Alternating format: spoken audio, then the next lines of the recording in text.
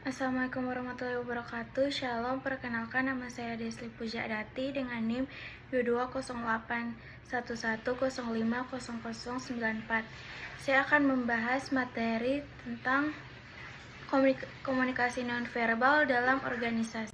Baik, kita masuk pada materi yang pertama, komunikasi nonverbal dalam organisasi. Penjelasan komunikasi nonverbal mencakup segala bentuk komunikasi yang tidak menggunakan kata-kata seperti bahasa tubuh, ekspresi wajah, gerakan tangan, dan kontak mata.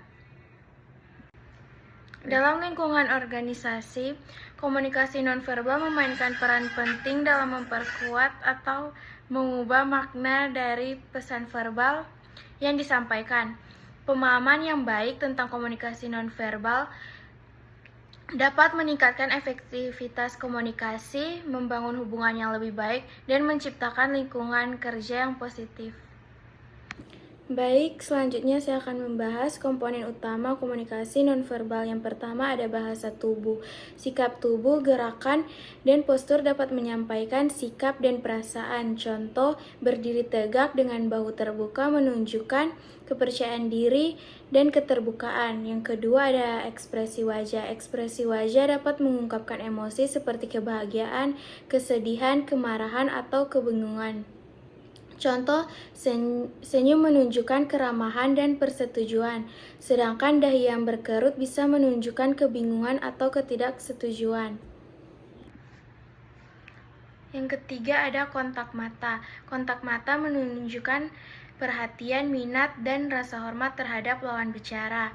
Contoh, menjaga kontak mata selama percakapan menunjukkan bahwa Anda memperhatikan dan menghargai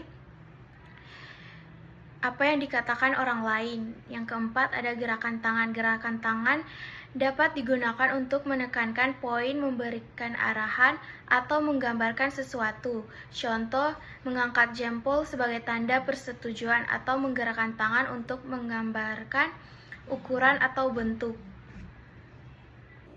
Selanjutnya yang kelima ada prokemsik, pengaturan ruang. Jarak fisik antar individu dapat menunjukkan tingkat kenyamanan dan keintiman. Contoh, berdiri terlalu dekat bisa dianggap invasif, sementara terlalu jauh bisa menunjukkan ketidakpedulian atau ketidaknyamanan. Selanjutnya ada contoh implementasi komunikasi nonverbal dalam organisasi. Yang pertama, rapat tim. Situasi selama rapat, seorang manajer menggunakan bahasa tubuh yang terbuka dan sering melakukan kontak mata dengan anggota tim untuk menunjukkan keterbukaan dan kepedulian.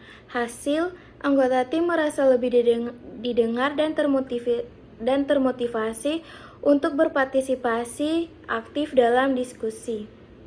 Selanjutnya ada feedback konstruktif.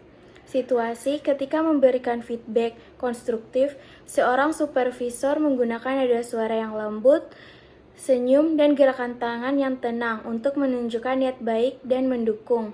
Hasil, karyawan menerima feedback dengan lebih positif dan tidak merasa diserang atau dinilai negatif.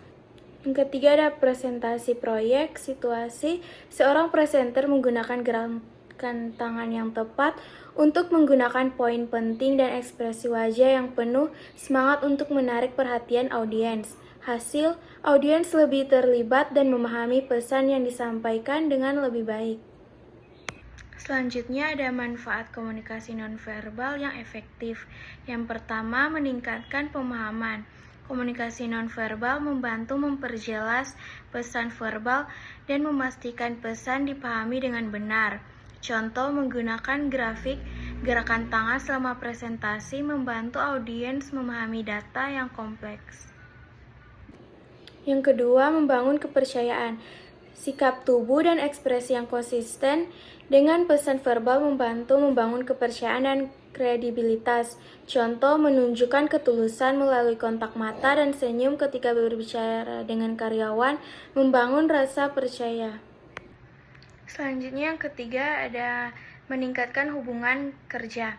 Komunikasi nonverbal yang positif memperkuat hubungan antara karyawan dan menciptakan lingkungan yang lingkungan kerja yang lebih humoris. Contoh, memahami dan menghormati batasan ruang pribadi, membantu menciptakan rasa nyaman di tempat kerja.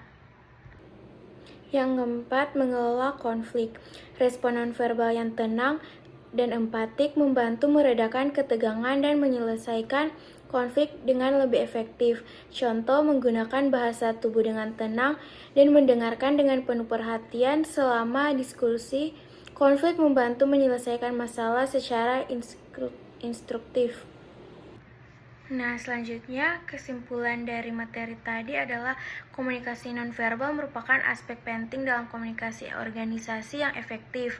Memahami dan menggunakan bahasa tubuh, ekspresi wajah, kontak mata, gerakan tangan, dan prokemsik secara tepat dapat meningkatkan pemahaman, membangun kepercayaan, memperkuat hubungan kerja, dan mengelola konflik dengan lebih baik. Dengan memperhatikan komunikasi nonverbal, organisasi dapat menciptakan lingkungan kerja yang lebih positif dan produktif.